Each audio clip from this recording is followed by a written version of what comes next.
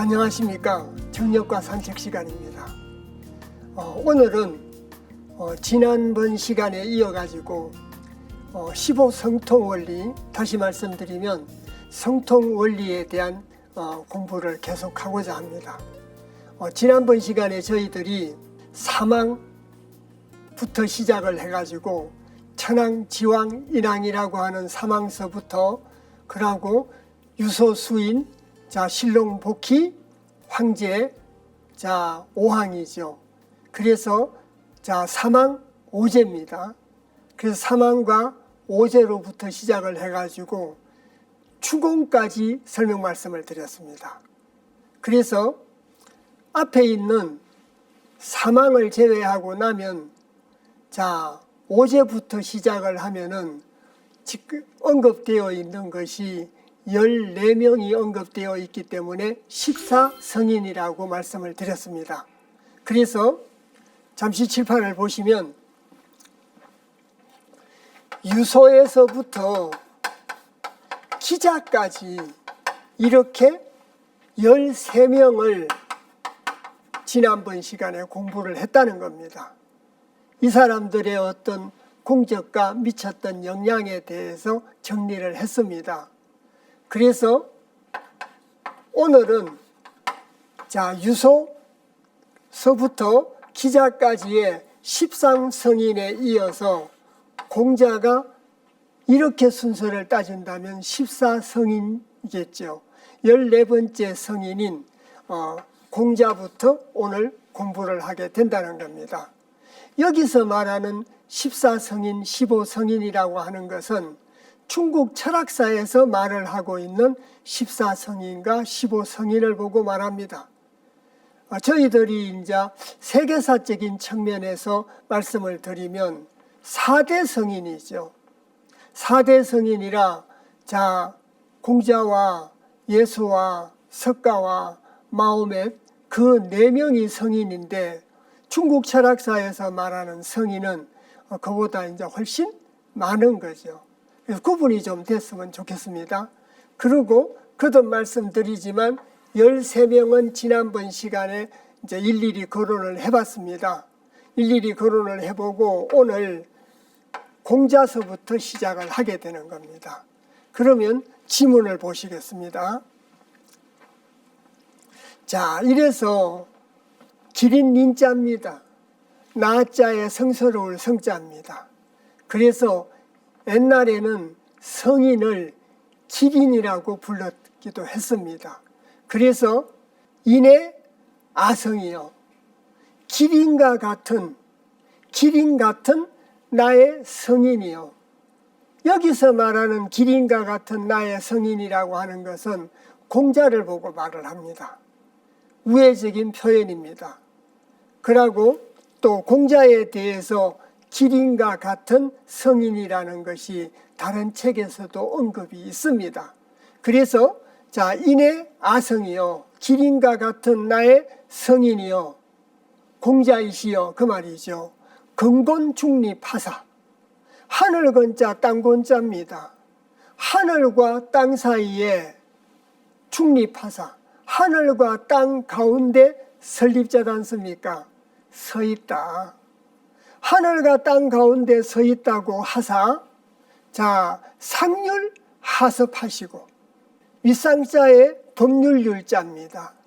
하늘에 있는 법률이니까 하늘의 법칙이죠.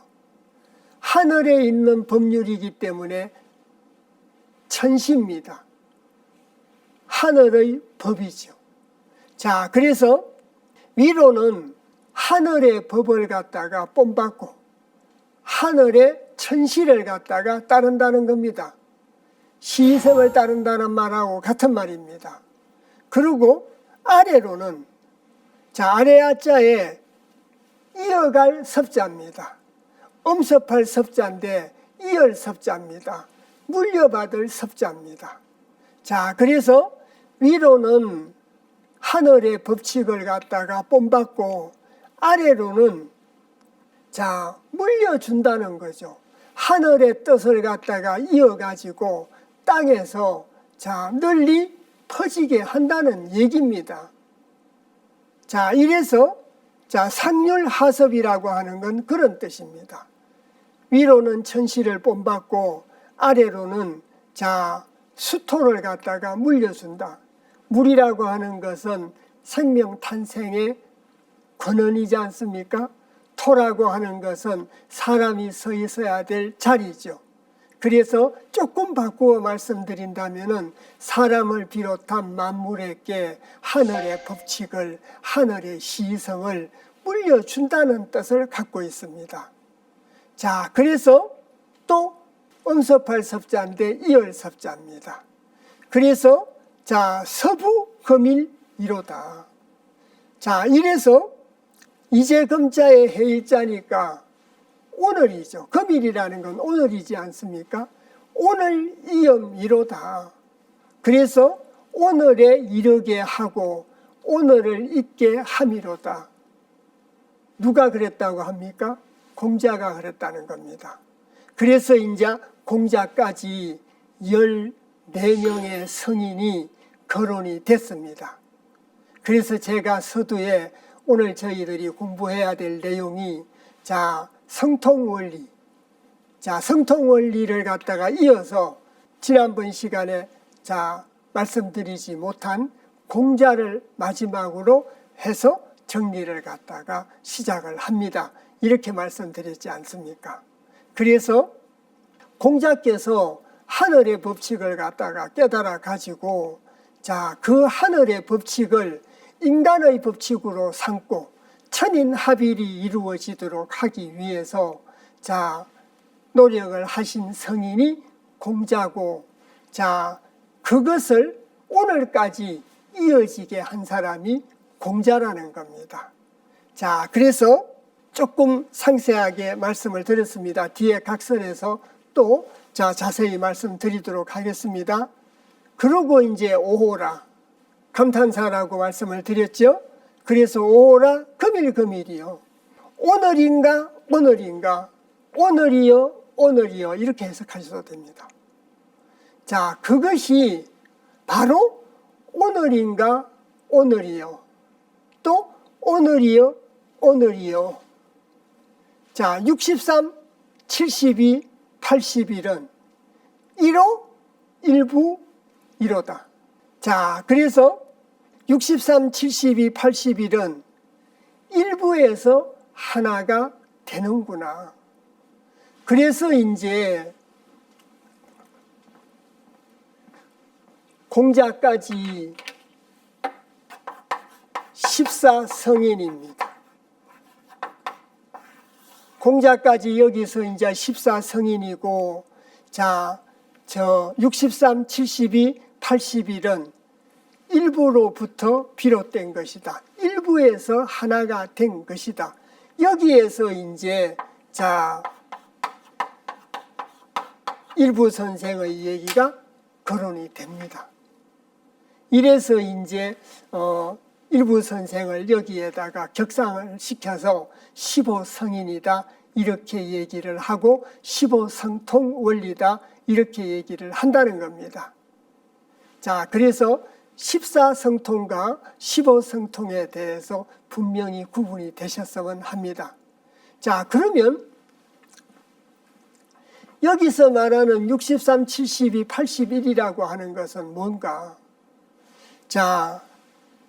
지금 이 전체적인 내용은 일부 선생의 학문적 위상을 보고 말하는데 그 학문적인 위상이 바로 여기 있는 63, 72, 81을 구체적으로 설명하는 과정에서 일부 선생의 학문적인 성과를 설명하게 됩니다. 그래서 학문적 위상을 보고 말을 하고 아까 저희들이 이제 원문을 갖다가 읽고 해석을 하면서 간단하게 설명 말씀을 드렸습니다. 원문을 읽으면서 원문만 읽고 넘어가기가 어렵기 때문에 이제 조금 해석 말씀을 드렸고 하나하나를 구체적으로 각설이라는 이름으로 하나하나를 구체적으로 설명 말씀드리고 있습니다. 그래서 고대의 각종 문헌에서 기린이라고 하는 것은 바로 성인을 상징한다. 성인을 상징한다 그 말씀 드렸고요. 또 이 구절에서는 공자께서 주역의 자구를 하나도 고치지 않고 십익을 저술한 공덕에 감탄해가지고 일부 기망 선생이 정역에서는 자 인의 아성이라고 한 것이다. 기린과 같은 나의 성인이라고 한 것이다. 그래서 그것이 바로 자 인의 아성이다. 이해 가셨습니까? 자 그리고 근곤중립이다. 하늘과 땅 사이에 서 있었다는 겁니다. 공자께서는 망고의 성인으로서 하늘과 땅 사이에 자리했음을 의미를 합니다. 하늘과 땅 사이에 자리를 해가지고 상률하습했다는 얘기입니다. 자, 지금 그 말씀을 이제 드리겠습니다마는 상률하습이라고 하는 것이 자, 위로는 천시를 받들어서 하늘과 땅의 도, 천지지도를 갖다가 밝히고 아래로는 후세에게 전해가지고 오늘날에 이르기까지 자, 천지지도의 뜻을 전하게 했던 사람이 공자라는 겁니다. 그래서 서부금일이로다. 물려받을 섭자, 이을섭자라고 말씀드렸지 않습니까? 그래서 금일까지 이어받았다, 물려받았다는 것은 전해졌다는 얘기지 않습니까? 그래서 자 2800년 전에 공자의 뜻이 자 공자께서 밝히신 천지지도 성인지도의 뜻이 2800년 후인 지금까지도 전해지고 있다. 그래서 망고의 서성이시요 망고의 성인이시다. 이렇게 설명하고 있다는 겁니다. 자, 그래서 오라 금일 금일이요. 금일을 중복해서 말한 것은 한문의 문장에서 똑같은 글자를 중복한 건 강조의 의미가 있습니다. 자주 말씀드렸던 내용입니다. 근데 여기서 금일 금일이라고 하는 것은 강조의 의미가 아니고 오늘을 기점으로 천지지도를 깨달았으니까 오늘 깨달았다면 깨달지 못한 오늘까지는 선천이고 깨달은 이후부터는 후천이 시작이 된다는 의미입니다. 주역에서 말하는 선천후천과 정역에서 말하는 선천후천은 의미가 조금 다릅니다. 주역에서 말하는 선천후천이라고 하는 것은 성인지도를 갖다가 깨닫지 못하면 선천이요 깨달으면 후천입니다. 또 정역에서도 천지지도 성인지도를 깨달아야 후천의 변화에 동참할 수 있고 후천의 변화에 함께할 수 있습니다. 자, 그래서 오늘을 기점으로 공자께서 거듭 말씀드립니다. 천지지도의 뜻이 오늘까지 이르게 했습니다. 그 공자님의 말씀을 깨달으면 선천은 끝이요 후천이 시작이 된다는 겁니다.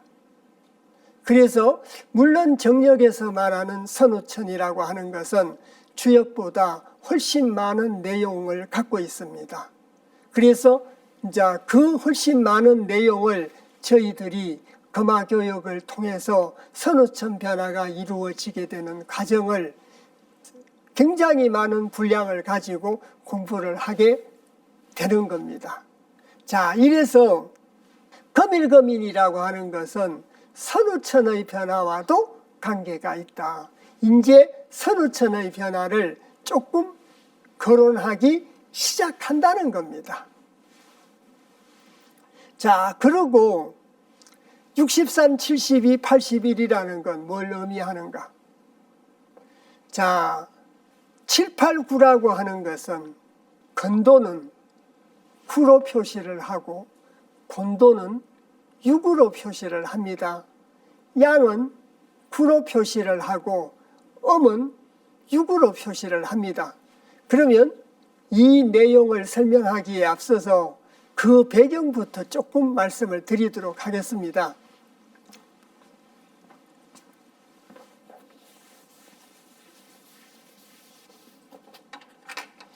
정력의 관점에서 말씀을 드립니다. 저희들은 지금 정력을 공부하고 있습니다. 그래서 정력에서는 자, 선천은 양체,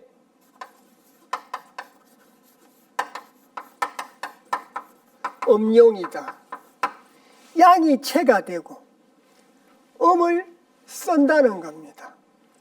양이 체가 되고 음을 쓴다는 얘기죠. 자, 그런데 후천에서는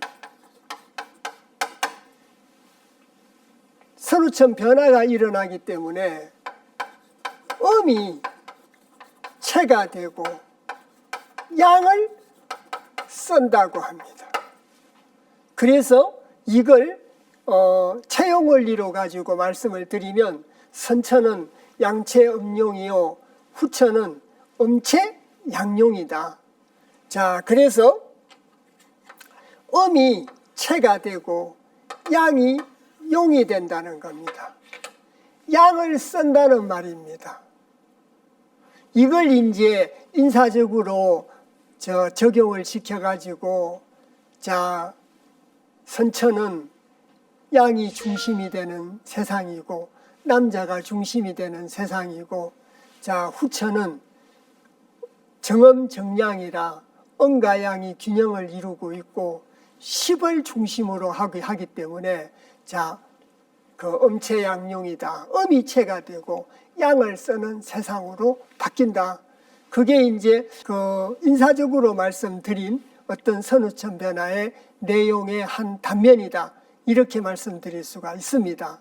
그래서 자, 그리고 양은 구를 씁니다.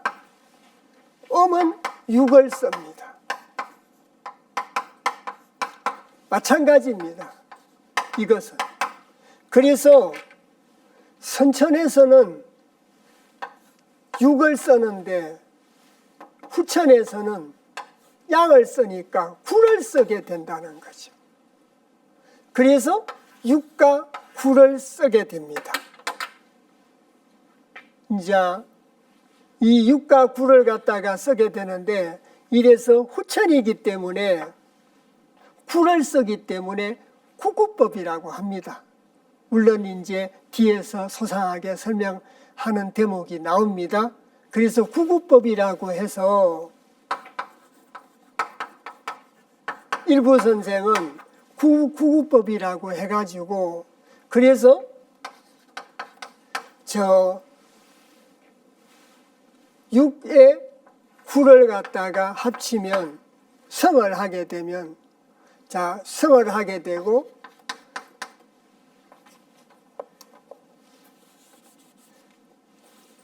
이번 구절에서 언급된 건 7, 8, 9입니다. 7, 9, 63. 63이 이렇게 해서 나온 겁니다.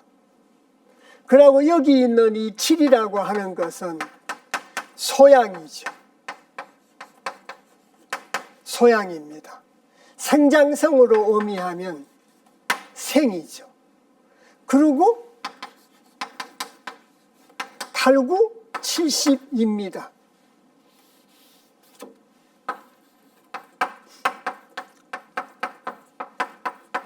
8, 9, 70이 8이죠. 태음이지 않습니까? 장입니다. 자, 그리고 9에다가 9를 성하면 81이죠. 자, 9라고 하는 것은 노양이죠. 태양이지 않습니까? 태양 또는 노양이라고 하는데 성입니다. 이래서 생, 장, 성의 성격을 갖고 있고 생이 바로 7이요. 장은 바로 8이고 성은 바로 9입니다. 여기에다가 구구법에 의해서 9를 전부 다가 성한 것이 바로 63, 72, 81이라는 겁니다. 그래서 후천에는 뭘 쓴다라고 말씀을 드렸습니까? 양을 쓴다고 말씀드렸기 때문에 구를 쓴다는 겁니다. 구를. 드디어 선우천 변화에 대한 구구법이라는 것을 거론하기 시작합니다. 이래서 선천에는 6을 썼는데 후천에는 9를 써서 7, 8, 9 생장성을 구구법에 의해서 9로 성하니까 바로 63, 72, 81이 나왔다는 겁니다. 다시 경문을 보시겠습니다. 그래서 7, 8, 9는 만물의 성장을 상징하는 수고, 구구법에 대한 설명으로 후천에서는 건지책을 쓴다는 겁니다. 여기 있는 63, 72, 81을 전부 다 더하면 216입니다. 이것이 건지책입니다. 여기에다가 본지책 144를 더하면 1년기수 360이 나오는 겁니다. 그래서 후천에서는 음이 체가 되고 양을 갖다가 쓰고 건지책과 곤지책이 합쳐지면 360으로 1년기수 360일에 책력이 등장을 하게 되는, 그래서 사상분체 도수를 가지고 이제 그 일부지기 원역 375도를 갖다가 산출을 합니다. 그 375에서 15전공 원리에 따라서 15를 갖다가 빼면 360이 된다는 것은 지난번 시간에도 말씀을 드렸습니다마는 일부 선생이 공자의 학문을 개성했다. 공자 이전에 14성인의 학문을 개성했다. 그런 뜻이라고 말씀을 드렸습니다. 그리고 이 구절에서 63, 72, 81을 거론한 것은 후천에서는 뭘 쓴다는 얘기입니까? 양을 쓴다는 겁니다. 구를 쓴다는 겁니다. 216의 건지책을 쓴다는 얘기입니다. 이해 가셨습니까? 후천은 엄체양용이라고 말씀을 드렸습니다. 엄체양용이라 음은 권언이 되고 쓰는 건, 작용은 양이 합니다. 그래서 구를 쓴다는 얘기입니다. 그래서 이 구를 생장성의 7, 8, 9와 성하면 63, 72, 81이 나오고 저걸 합친 것이 건지책 216이다. 후천에서는 건지책 216을 먼저 쓴다는 겁니다. 양을 먼저 쓴다는 의미입니다. 선우천 변화가 일어나게 되면 양을 먼저 쓴다는 겁니다. 이래서 정력에서는, 후천에서는 건지책을 쓰기 때문에 이래서 선우천 변화의 의미를 갖다가 이제 설명하기 시작한다. 이렇게 말씀드릴 수가 있습니다. 그러면 일부 선생 이전에는 선천의 시대였기 때문에 양체 음용이었지 않겠습니까? 음을 갖다가 썼기 때문에, 6을 갖다가 썼기 때문에 144를 썼습니다. 그래서 음을 썼는데 후천에 와서는 건을 갖다가 쓰게 됐다는 거죠. 그래서 이런 말이 있습니다. 지금까지 저희들이 거론한 14성인을 곤을 쓰고 있던 시대의 성인이라고 해서 곤책 성인이다, 이렇게도 얘기를 합니다. 그리고 건을 쓰고 난 이후에 성인은 일부 선생이다, 그래서 건책 성인이다, 이렇게 호칭도 합니다. 저희 선생님께서 논문으로 가지고 이렇게 소상하게 밝히신 논문도 있습니다. 그래서 그분이 14곤책 성인과 한 명의 근책 성인을 합쳐서 15성인이다. 이렇게 이제 말씀하기도 하셨습니다. 그래서 더러 정력에 관한 책을 보시면서 곤책 성인은 뭐고 근책 성인은 뭐다 이런 말들을 들어보실 수 있습니다. 그래서 왜 곤책 성인이라고 하고 근책 성인이라고 하는가 알고 계시라는 뜻에서 말씀을 드렸습니다. 이해 가십니까? 그래서 근지책을 쓰고 난 이후의 성인은 근책 성인이고, 자, 선천은 곤지책을 쓰니까 곤지책을 쓸 때의 성인은 곤책 성인이라는 겁니다. 그렇게 구분하시면 쉽게 구분하실 수 있지 않나 싶습니다. 자, 그래서 이걸 다 합친 것이 216이다. 그것이 바로 근지책이고 7은 소양으로서 생이고 8은 소음으로서 장이고 9는 노양으로서 성이다. 그래서 생장성을 나타내기도 한다. 이렇게 말씀드릴 수 있습니다. 제가 잠깐 실수를 했습니다. 죄송하지만 7은 소양이고 8은 소음입니다. 죄송합니다. 자, 소음이고 9가 태양, 노양입니다. 그래서 생장성이다. 자, 다시 보시겠습니다. 그래서 생장성의 원리다.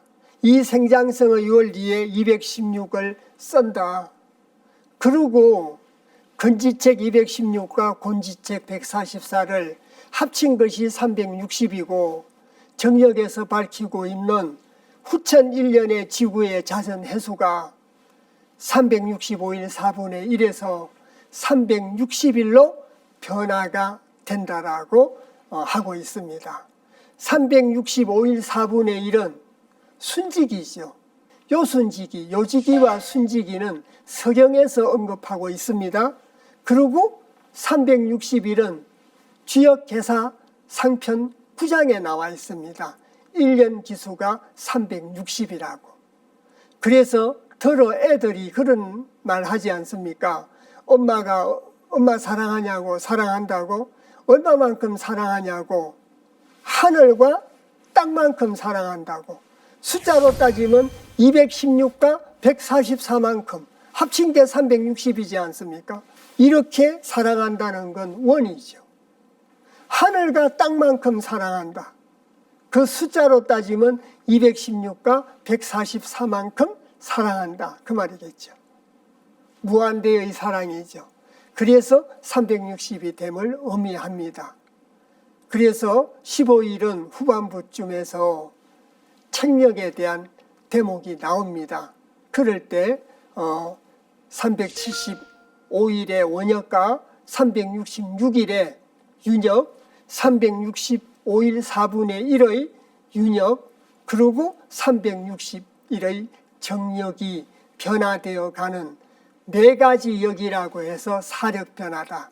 그 사력 변화의 원리에 대해서 해당 구절에 가서 소상하게 말씀을 드리도록 하겠습니다.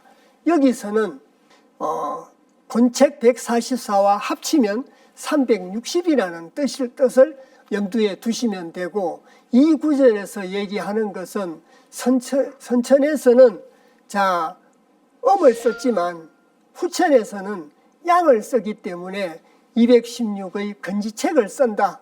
216의 근지책을 쓴다는 말이 바로 이런 말이다. 이렇게 이해를 해주시면 되겠습니다. 자, 그래서 다음에 가서 참고를 갖다가 해야 될 그 내용들입니다. 그래서 이제 아까도 말씀드렸습니다마는 일부지기 375에서 15를 전공하면 공자지기 360이 나오게 돼서 정력이라는 게 만들어지게 된다.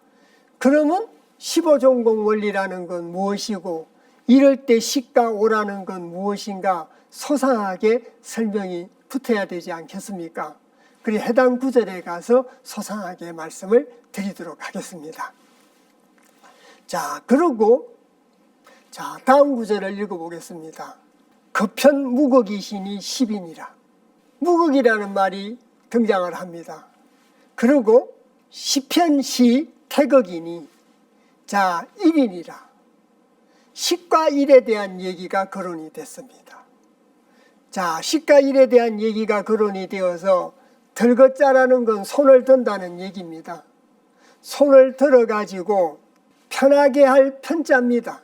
편하게 할 편자인데 첫 번째 편하게 할 편자는 펼신자와 같은 뜻입니다. 편다는 뜻입니다. 그리고 두 번째 구절에 있는 이 펼변자는 굽힐 굴자와 같은 뜻입니다. 잠깐 보시겠습니다. 위에 거는 펼신의 뜻이요, 아래 것은 굽힐 굴자의 뜻이라는 겁니다. 똑같은 글자인데 편하게 할 편자입니다. 편하게 할 편자인데 의미가 윗구절과 아랫구절이 뜻의 해석이 다르다는 겁니다. 그러면 경문 내용을 보시겠습니다. 그래서 거편 무거기시니 10이니라. 그래서 손을 들어가지고 편다는 얘기는 이렇게 하는 건 굽히는 것이고 이렇게 하는 건 뭐합니까? 펴는 것이죠. 이건 굽히는 것이고 이건 펴는 것인데 들어서 펴면 10이라는 겁니다. 들어서 펴면 10인데 자 10을 갖다가 굴하면 여기서 두 번째 펼변자 편하게 할 편자는 굽힐 굴자하고 같은 뜻이라고 말씀드렸지 않습니까? 손가락을 펴니까 10인데 오물이니까 뭐가 됩니까? 1이 됩니다. 그래서 10이면서 1이고 1이면서 10이다. 10이 1은 10으로 돌아간다. 그래서 11 기체 원리, 자 무극이 태극이다. 그 말이 나오게 된 겁니다. 이래서 들어서 자 펴니까 무극이시니 수로 따지면 열이요. 자 10을 갖다가 굴하니까 자 태극이니 수로는 1이다.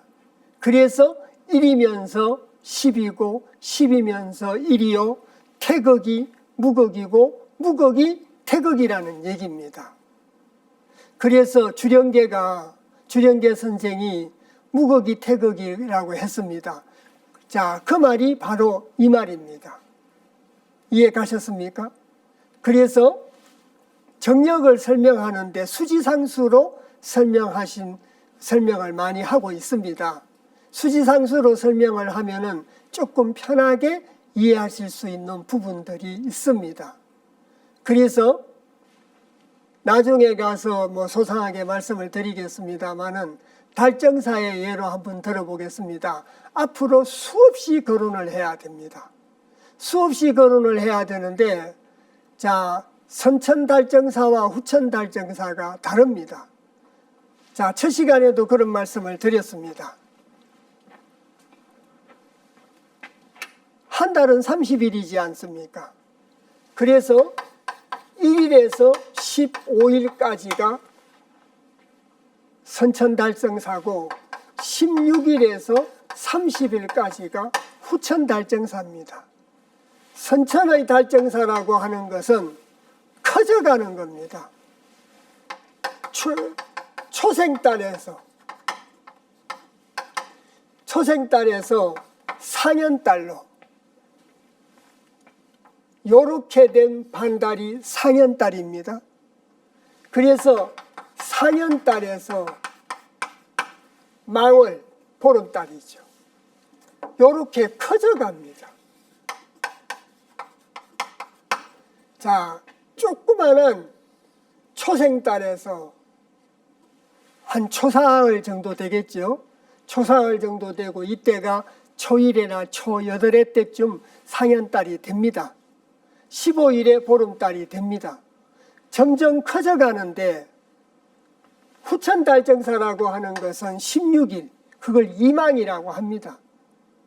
자, 거의 보름달과 거의 같죠. 이것이 하얀 달이 되죠. 그리고 검은달이 됩니다. 이래서 선천달정사는 커져가는 것이고 후천달정사는 적어져서 없어지는 겁니다. 그래서 수도 마찬가지입니다. 수도 1에서 10까지는 커져가는 거죠. 10에서 1은 적어져 가는 겁니다. 그래서 선천은 그렇게 이해하시면 굉장히 이해가 빠릅니다.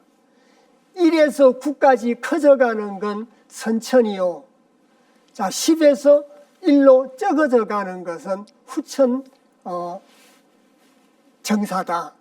그러면 달정사하고 똑같아서 이해가 쉽게 되셨으리라고 생각이 듭니다. 다시 말씀드리면 선천은 커져갑니다. 후천은 적어져 가는 겁니다. 자, 그래서 들어서 펴면 무극이니 10이요. 10을 갖다가 굴피면 이것이 태극이니 1이니라. 자, 이 시자지요. 자, 그래서 1이 태극이 무십이면 10이 없으면 없을 무자 몸체자 체가 없습니다. 근원이 없다는 얘기입니다. 근본이 없다는 얘기입니다. 자, 그런데 10이 무일이면 1이 없으면 없을 무자 쓸 용자 용이 없습니다. 첫 번째, 1이 무십이면 무체요. 10이 무일이면 무용이라고 하는 것은 체용의 원리를 설명하고 있는 겁니다. 근원과 작용의 얘기를 하고 있다는 겁니다. 이래서 1은 10이 없으면, 땅은 하늘이 없으면 근본이 없는 것이요, 근원이 없는 것이요, 하늘은 땅이 없으면 용이 없다는 겁니다. 이래서 하늘과 땅은 서로 뗄 수 없는 불가분의 관계요, 체용의 관계라는 겁니다. 저 체용의 관계가 선우천이 변화되면서 달라질 수 있겠죠. 체용의 관계는 달라질 수 있습니다. 물론 정력의 관점에서 말씀드리고 있습니다. 합이 5이라 10과 1을 합치면 10과 1을 갖다가 파자를 해서 합치면은 흑토자가 되죠. 토가 되지 않습니까? 토는 중앙입니다. 그 토라 그 중이니 중에 머무니 오이니 한극이니라. 그래서 자, 신무극, 일태극, 오한극이라는 설명이 정력에서 이루어지게 된 겁니다. 자, 잠깐 보시겠습니다.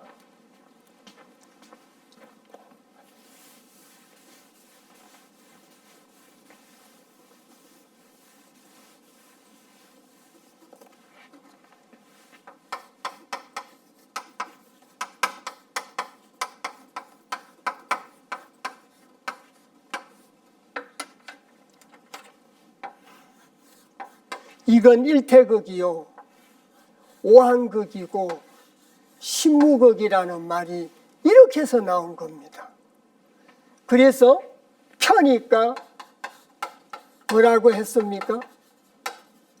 무극이고, 자, 굽히니까 태극입니다. 태극이고, 무극과 태극의 가운데 있는 것이 오죠. 그리고 10과 5를 10과 1을 갖다가 합치니까 토지 않습니까? 토는 중앙입니다. 자, 홍범구주의 하도 낙서의 중앙수가 바로 5입니다. 그래서 여기가 바로 한극입니다. 자, 이래서 무극과 한극과 태극의 삼극지도에 대한 얘기가 언급이 된다는 얘기입니다. 이것이. 다시 자 보겠습니다. 이래서 합하면 토라 그 중이 오니 한극이니라. 그러면 간단하게 해석 말씀을 드렸는데 각설에서 더 구체적으로 살펴보도록 하겠습니다. 이 전체적인 내용은 천지인 합일의 이상세계와 결부된 삼극지도에 대한 설명을 하고 있다. 저희들이 태극과 한극과 무극의 삼극지도에 대한 얘기를 갖다가 하고 있고, 그래서 거변 12요, 자 10변 시태극 1이라. 그래서 수지상수를 통해 가지고 무극과 태극의 이치를 갖다가 설명을 해서, 자 모지를 갖다가 펴면 10이요, 꼬부림은 1이라서 11원리요 11귀체 원리다. 그래서 주령계가 말했던 무극이 태극이요 태극이 무극이라는 말이 바로 이 말이라고 말씀을 갖다가 드렸었습니다. 자, 그리고 1은 무십이면 무체요. 1이라고 하는 건 태극이었지 않습니까? 태극이 10인 하늘이 없다면 체가 없는 거죠. 그래서 태극과 무극에 대한 설명인데, 태극은 무극이 없으면 체가 없고, 또 자 1은 태극이라고 하는 것은 무극이 10이 없으면 체가 없다라고 했는데 1은 작용수고 10은 본체수입니다.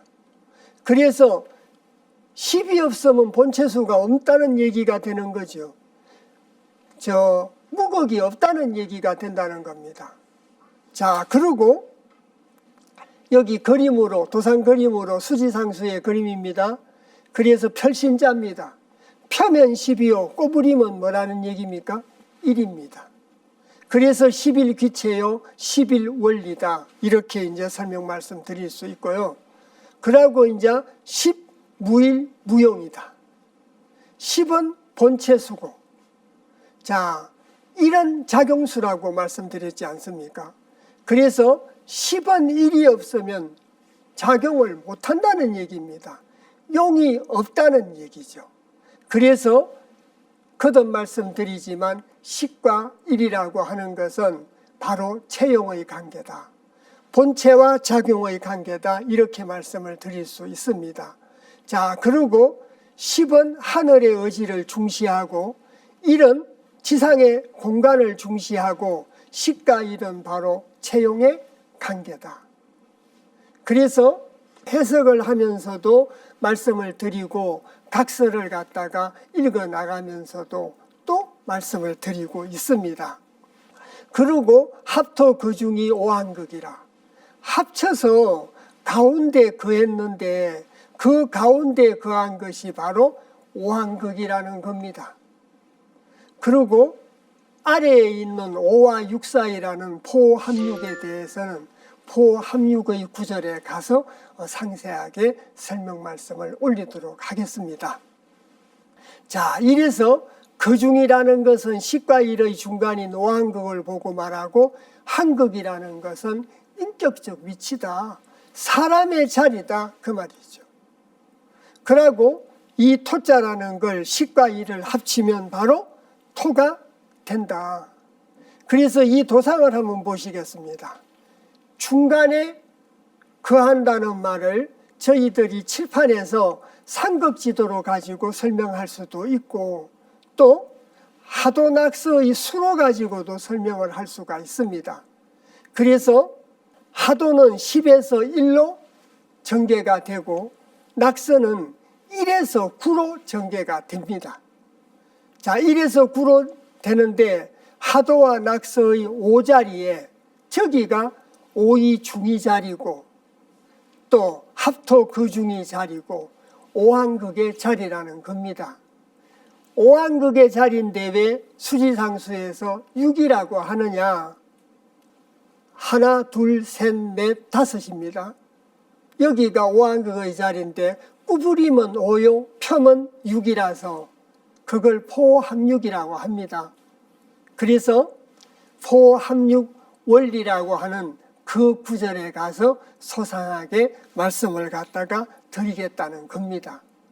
자, 그래서 오늘 저희들이 정력에 대해서 12강을 갖다가 공부를 했습니다. 그 12강의 내용이 14성인 중에 마지막이었던 공자에 대한 인해아성이라고 하는 공자에 대한 얘기를 갖다가 말씀을 갖다가 드리고, 또 무극과 태극과 한극의 상극지도와 11원리에 대해서 설명 말씀을 드렸습니다. 다음 시간에는 이어서 체형지도에 대해서 말씀을 드리려고 합니다. 그래서 선천후천에 따라서 체형의 관계가 변하게 된다라고 말씀드렸지 않습니까? 그 체형의 관계가 변화가 되어서 드러나게 되는 체형지도에 대해서 다음 시간에 공부를 하도록 하겠습니다. 오늘 어려운 가운데 정력 공부를 같이 해주셔서 대단히 감사합니다.